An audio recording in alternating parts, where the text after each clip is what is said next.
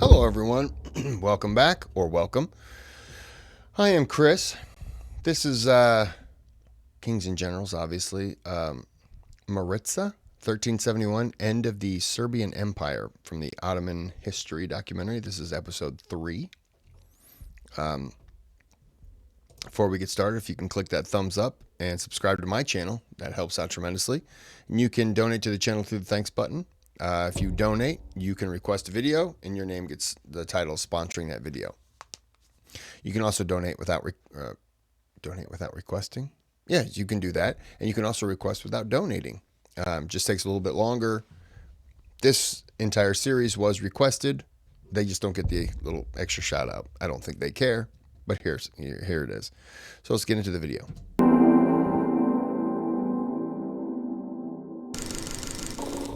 In the last episode of our series on the early history of the Ottoman Empire, we covered how the Ottomans, under the leadership of Osman and Orhan, expanded the territories and political institutions of the new state, and how both men took advantage of their declining neighbours to expand the apparatus of the Beylik. In this episode, we will explore the Ottomans' sudden and deep expansion into the Balkans during the aftermath of the latest Byzantine civil war, and how Europe responded to these swift land acquisitions by a rising Muslim power.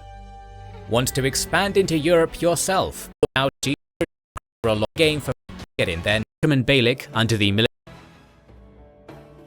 By 1357, the Ottoman Beylik, under the military leadership of Orhan Ghazi's son, Suleiman Pasha, had managed to create a bridgehead into Europe, with the territorial acquisition of the Gallipoli Peninsula. As Thrace was opened to Ottoman raiders and Ottoman families continued settling in the newly captured regions in Europe, the presumptive heir of the Beylik would also begin the peaceful annexation of Anatolian towns like Ankara and Bolu with the help of the local Ahis religious order, the same order that Osman had allied during the days with the Kayi tribe. However, the same year would also see the 12-year-old Shehzada Halil, Orhan's son, through his marriage to the Byzantine royal Theodora Cantacuzeni, being captured by Genoese pirates during a raid on Ottoman territory. Pleading for the return of his son, the elderly and desperate Orhan went so far as to request the help of the newly established Byzantine emperor John V Palaiologos in the following negotiations with the pirates.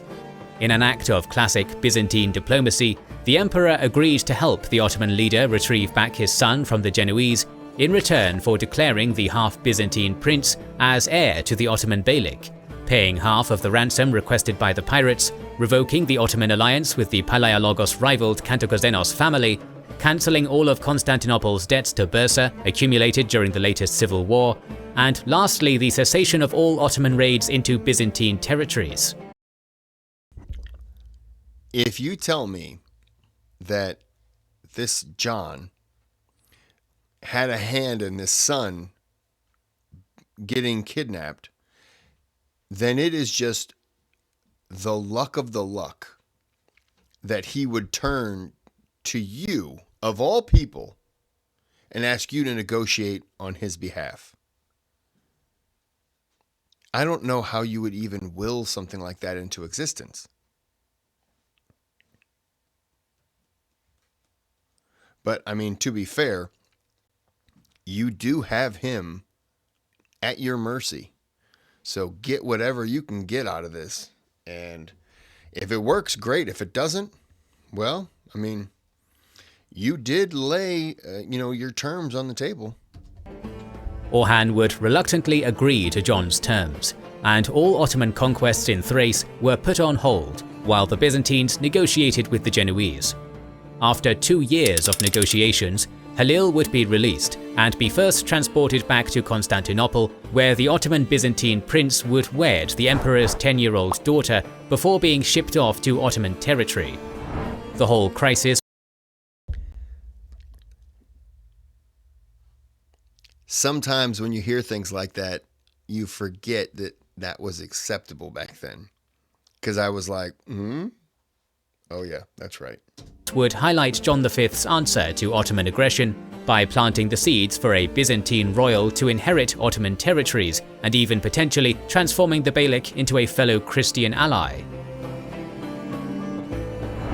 John V's plans for the Ottoman Empire would move further forward when Orhan's eldest son and assumed heir, Süleyman Pasha, unexpectedly died during a hunting expedition in 1359. Going into grief for his son and heir, the now physically ill Orhan Gazi would appoint his 33-year-old son, Shehzada Murad, to oversee the Ottoman armies stationed in Thrace, before secluding himself within the walls of the Ottoman palace in Bursa. However, like his brother before him, Murad would also ignore the established agreements between Constantinople and Bursa, and began planning for a future military campaign to seize the major Byzantine city of Adrianople. After 3 years of being inactive, Ottoman armies in Thrace would begin military operations in the region in a two-pronged invasion. The upcoming military campaign would be led by 3 Ottoman commanders, all appointed by Murad personally: Lala Shahin Pasha, Hachi İlbey, and Gazi Evrenos Bey, the latter 2 being former Karasid commanders. The Ottoman prince would first assign Evrenos Bey and his forces alongside the Thracian Aegean Sea coast to prevent Christian reinforcements from entering the region from the west, while he himself would take the bulk of the Ottoman army into Byzantine territory up north. During the beginning of 1360, the Ottoman military campaign would begin, which would see Murad swiftly capturing the towns of Lüleburgaz, Babayski, and Kirklareli, reaching the Black Sea coast, thus territorially cutting off Constantinople from the rest of Europe. That following year, Evrenos Bey would capture the militarily strategic fortress town of Didimataiko after a short siege, while Murad was finalizing his preparations for the march towards Adrianople. As panic arose in Constantinople, caused by the sudden Ottoman invasion, John V would form a new joint Byzantine-Bulgarian force in the west to counterattack the Ottomans in Thrace.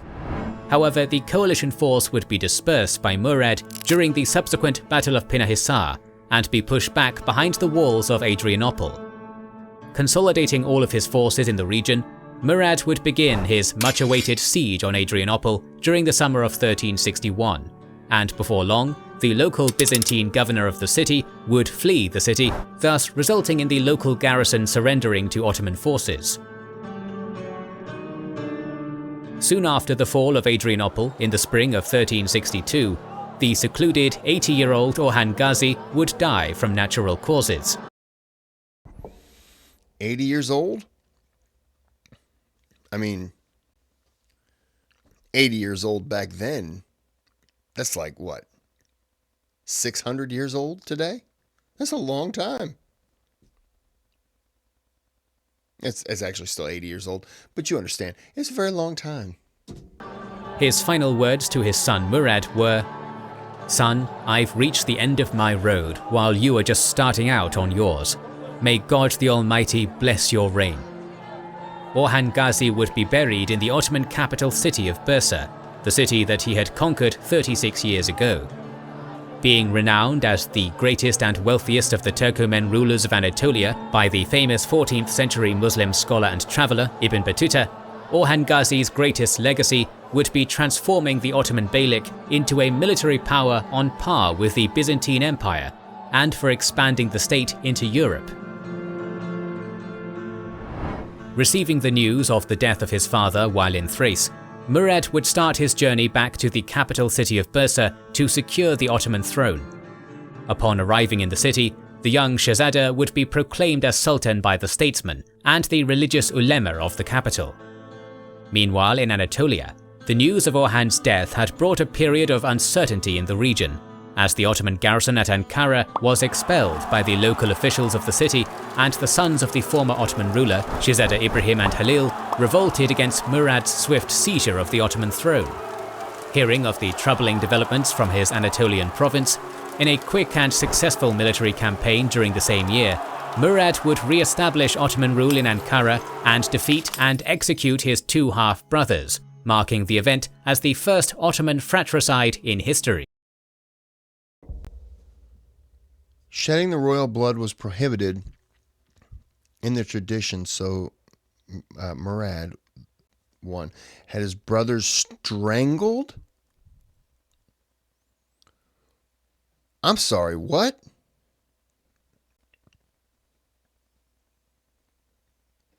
Shedding royal blood is prohibited, so I'm going to have to strangle you to death. Yeah. Being strangled to death is a lot quicker than, a bullet to the head. What are you doing?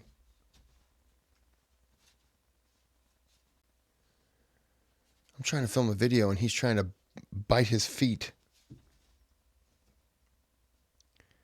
Wow. Okay, so that happened. After stabilizing his Anatolian holdings, Murad made plans for another military campaign, this time directed at Europe. As local Ottoman forces in Europe regrouped at the town of Didymateiko, another two-pronged attack into Thrace was being planned by the new Ottoman leader. Ghazi Evrenos Bey would take his contingent of the Ottoman army and head west, hugging the Aegean Sea, while Lala Shahin Pasha would take his forces up north towards the Rhodope mountain range and descend into the Maritsa valley. The Ottoman military offensive started out strong, with Evrenos Bey capturing the city of Komotini and Lala Shahin Pasha capturing Stara Zagora before going on to besiege Plovdiv, one of the largest cities within the Bulgarian Empire. After a long siege, in 1364, the city would fall to the forces of Lala Shahin Pasha and would thus serve as a major military base for the Ottomans in the region. As cities in Thrace collapsed like dominoes, Murad would further order another mass migration of Ottoman families from Anatolia to resettle in the newly conquered lands in Europe. After the Black Death, many cities in the Balkans were heavily depopulated. This made it easier for the Ottomans, who were only lightly scarred by the pandemic, to conquer and settle in the Balkans throughout the course of the decade. With the death of Shehzada Halil and the Ottoman conquest of Thrace, an official peace treaty was signed between the Ottomans and a now rump Byzantine Empire in 1364, which would result in John V recognizing Murad's conquests in the region and promising to refrain from forming an anti-Ottoman coalition with other European powers. If the Ottoman went back on my agreement with them, then agreements mean nothing. Sure, I'll agree to anything. I will agree to give you all the money in the world. Can we get that payment? No. Like, if they're not going to honor it, why should you? Shouldn't John learn by now? Although there is a lack of European sources on the matter, according to traditional Ottoman chronicles, during the same year the peace treaty was signed, a European crusade was launched by rulers of Hungary, Serbia, Bosnia and Wallachia against Murad. Marching on Adrianople, which was by then slowly being transformed into a new Ottoman capital city. The goal of the crusade was to thwart further Muslim expansion into the Balkans and to possibly even push the Ottomans back across the Dardanelles into Anatolia. However, in a series of shrouded events, the Crusader army would be repulsed by the Ottoman forces of Haji Bey near the walls of Adrianople during the Battle of Srp Sunder, or Serbian Destruction, which would see a 10,000-strong Ottoman force defeating a far larger European host. The decisive Ottoman victory would help ensure a permanent Ottoman presence in the Balkans for another decade, and would also mark the first time the Ottomans would fight against an invading Crusader army in their history. As Ottoman victories against European powers mounted, another crusade was launched against Murad in 1366, this time under the leadership of the Count of Savoy, Amadeus IV. In a short military campaign between 1366 and 1367, Savoyard forces proved far more successful compared to their Balkan counterparts, having recaptured the Gallipoli Peninsula for the Byzantines before proceeding to raid the Bulgarian Black Sea coastline. With the Byzantine Emperor openly working with the Crusaders and travelling to Hungary and Rome for military support against the Ottomans, Murad would renew his war with both Constantinople and the Bulgarians. During the year 1368, the Bulgarian towns of Yambol, Burgas, Samakov and Sliven were quickly captured by Ottoman forces, and Byzantine lands were once again thoroughly raided. Seeing that European assistance was not forthcoming, John V would send his son, Manuel, to Adrianople, now renamed Edirne, to plead with Murad and re-establish peace, which the desperate Byzantine emperor was thankfully granted. With peace once again re-established, Murad I could now focus on domestic issues, such as integrating his newly conquered territories into the Sultanate. Like with prior Muslim states, the Ottoman Sultanate followed a traditional policy of tolerance towards the peoples of the book, ergo Christians and Jews, who had the right to protection of their lives, properties and religions as long as they accepted Muslim rule and paid the special head tax called the jizya in lieu of performing military service. Although mass conversion was prohibited due to the Ottoman desire to retain the jizya as a major source of income, some sections of the Balkan nobility would convert to Islam during the reign of Murad I to gain the full benefits of Ottoman rule. Perhaps the most major domestic development to come out during the reign of Murad I would be the introduction of the Janissary military corps into the Ottoman military. After the conquests of the last decade, the Ottoman state and its Ghazi soldiers had acquired considerable plunder, including the acquisition of many Christian male prisoners of war. During the reign of Murad, the Ottoman state instituted a tax of 1/5 on all slaves taken in war, and it was from this pool of manpower that Murad first constructed the elite Janissary military corps. With the help of his Grand Vizier, Kandali Halil Pasha the Elder, the Sultan's first household troops were formed, thus creating the first standing elite military corps in Ottoman history. In the next few decades, the devshirme, also known as the blood tax, would be fully institutionalized within the Ottoman state, which would see the recruitment and training of young Christian peasant boys into various roles within the Central Ottoman administration and military. By the time of Murad's conquests in the Balkans, the two other major powers of the region, the empires of Bulgaria and Serbia, were in the slow process of decentralization and economic stagnation. During the first half of the 14th century, both states had taken advantage of the rapid loss of Byzantine power in the Balkans by annexing large swaths of Byzantine lands in the region.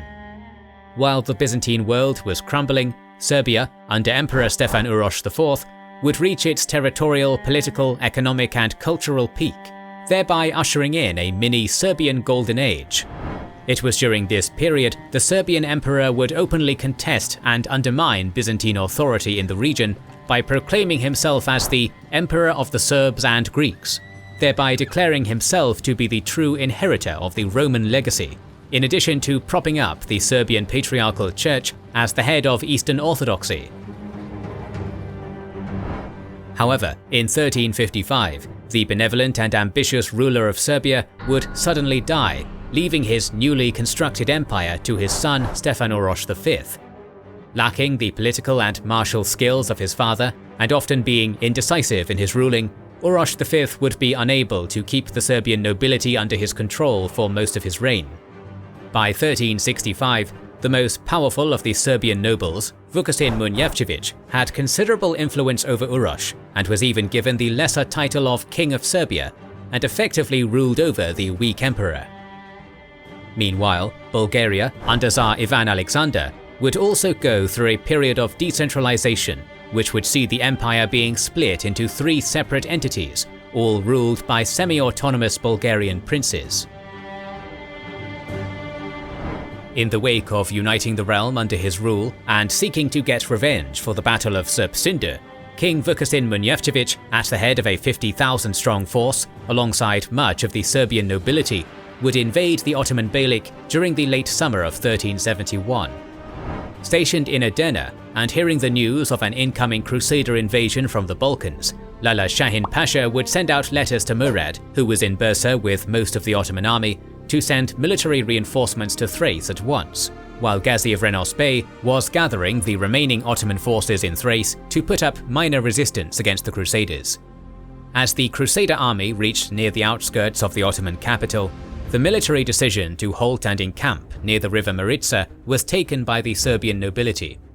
According to Ottoman chronicles, the Crusader army had begun to feast at night, leaving their encampment unprotected.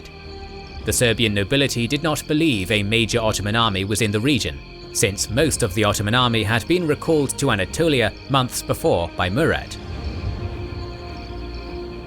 With the element of surprise on his side, Ghazi of Renos Bey and his 800-strong scouting retinue would ambush the Crusader camp in the middle of the night, alongside Lala Shahin Pasha's garrison forces from Edirne.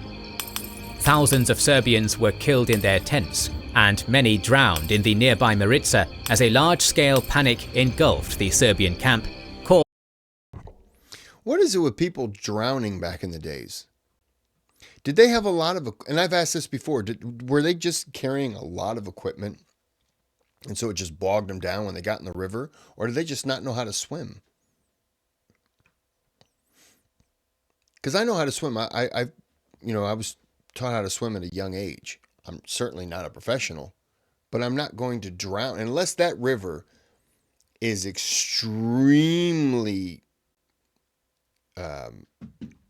rapid, and there's waves, there's, currents that pull you down. Like, unless it's really, really bad, I could swim it. Now, if I'm loaded down with equipment and, armor and all that stuff that whatever they wore, yeah, maybe okay, I could get that. But I would as soon as I get in the water and I'm getting a little, I would just get it off. But I'm not in that situation, and all I know is a little animated thing, so I have no idea. Caused by Evrenos's sudden night raid. Serbian king Vukašin Munjevčević and the bulk of the Serbian nobility would too be slaughtered in the pursuing mayhem, which would see the destruction of the Crusader army.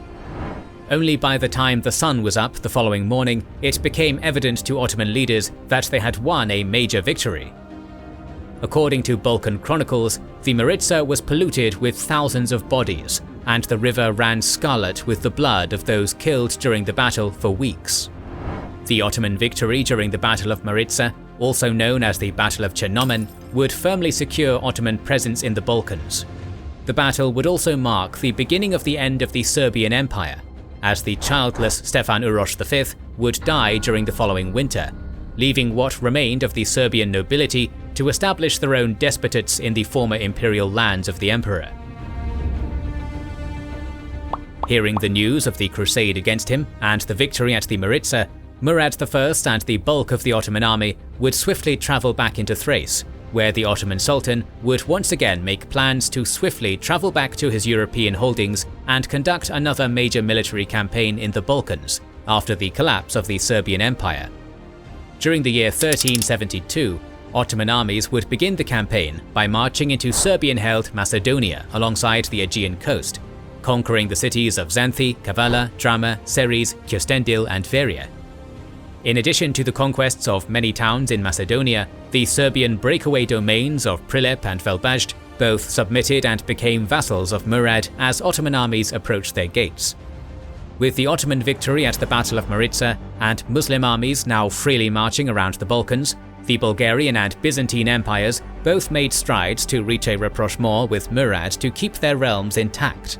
In 1373, John V Palaiologos became a tributary to Edirne in return for retaining the few Balkan holdings he still ruled, like the major coastal city of Thessalonica.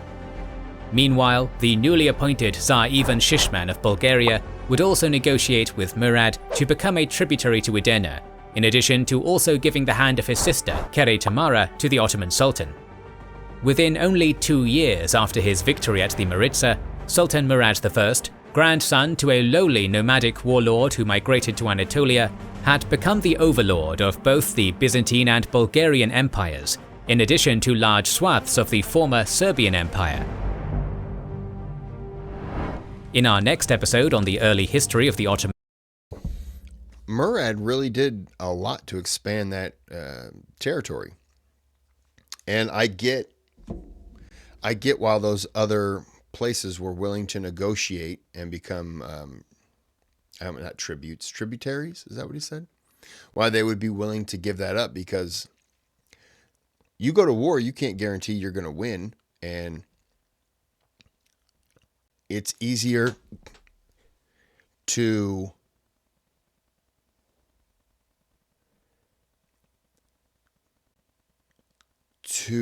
turn, and become a part of something instead of having that something steamroll you, kill all the soldiers, take the women, kill the children. Like, It's, it keeps you alive, keeps your people alive. So I get it. I get that completely. Okay. Well, I'm going to end this here. We will be back with part 4. But until then, have a good day, have a good night.